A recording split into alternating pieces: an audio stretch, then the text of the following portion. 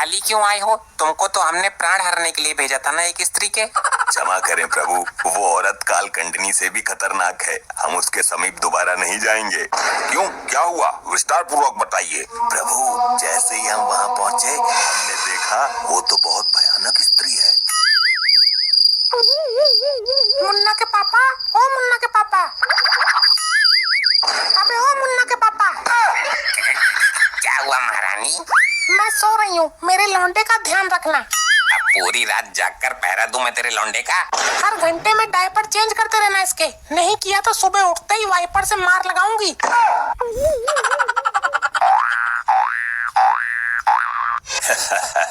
क्या जमाना आ गया। इस छोटी सी औरत को लेने के लिए 2 यमदूतों को आना पड़ा है।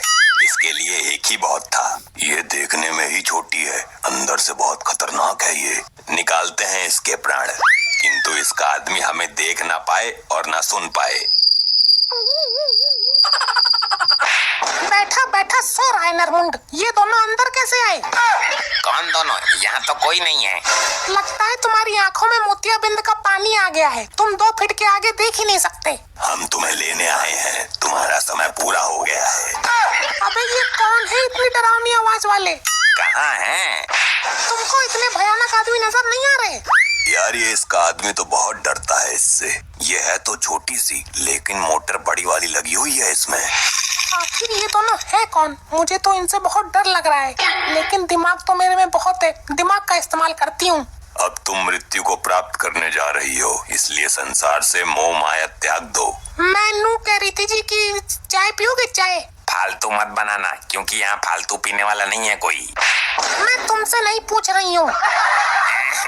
तो मेरे अलावा यहाँ है ही कौन? मारती रहती है, कान की ऐसी तैसी कर दी इसने। यार, इसके तो हाथ बहुत चलते हैं। अपने पति की दुर्दशा कर दी इसने तो। जिसने अपने पति का ये हाल कर दिया, वो हमारा क्या हाल करेगी? मुझे तो डर लग रहा है। डरते क्यों हो? यमदूत हैं हम, प्राण हरने वाले यमदूत।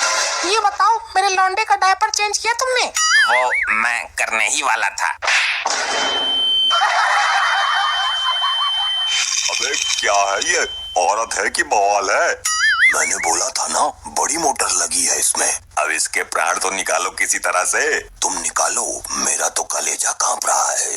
चलो चलते हैं वापस। इसके प्राण लेने हमारे बस की ना है। आए थे इसके प्राण लेने, लेकिन इसका ये रूप देखकर हमें खुद अपने प्राण संकट में लग रहे हैं। चलो यमराज जी को ही भेज देंगे। जैसे ही हम वहाँ पहुँचे हमने देखा वो तो बहुत भयानक स्त्री है। देखने में छोटी सी ही है, लेकिन जब गरजती है तो राक्षस नहीं लगती है। उसका पति पता नहीं कैसे झेल रहा है।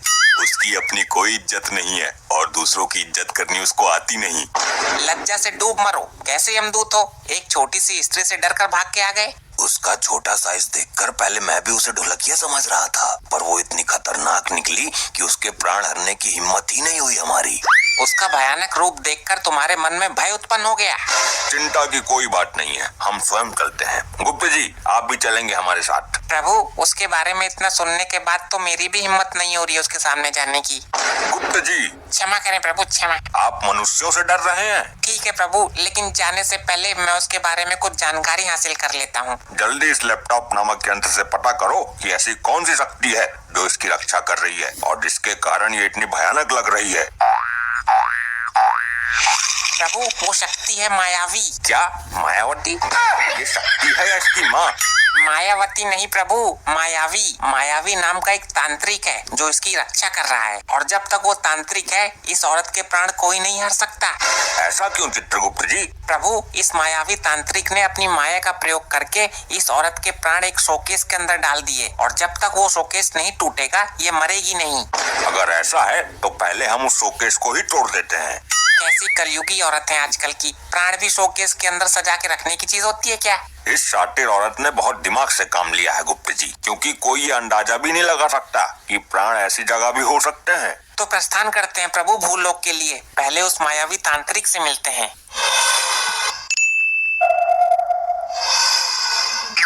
प्रभु, यही है वो मायावी तांत्रिक। आंखें खोलो मायावी। मृत्युदाता प्राण हरता यमराज मेरे पास।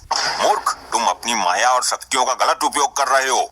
ऐसा मैंने क्या कर दिया प्रभु? कल भी मैंने यहाँ से 6 चुड़ैल पकड़ी थी जो आते जाते लोगों को परेशान कर रही थी।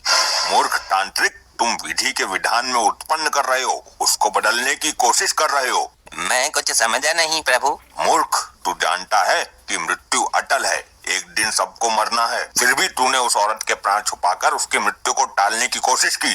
क्या करूं प्रभु, औरत के आंसू देखकर मैं जल्दी पिघल जाता हूँ। तुम करते रहो ये कांड, मैं ऊपर बैठकर तुम्हारा सारा हिसाब किताब लिख रहा हूँ। प्रभु, एक तो वो औरत छोटी सी काली सी थी, मैं उसे शमशान घाट की चुड़ैल समझ रहा था। अब जो तूने गलती की है उसकी सजा तुझे जरूर मिलेगी। अरे ये क्या कर रहे हो प्रभु? मुझे नीचे कब उतारोगे? जब हम उस स्त्री के प्राण हर लेंगे तुम अपने आप ही नीचे आ जाओगे, ये हमारा वरदान है। तब तक मैं यहीं हवा में लटका रहूंगा। तो क्या हुआ, लोग इसको चमत्कार समझेंगे, पूजा करेंगे तुम्हारी। वैसे एक बात तो है, यहाँ से शमशान घाट मुझे बिल्कुल साफ नजर आ रहा है। चलें चित्रगुप्त जी।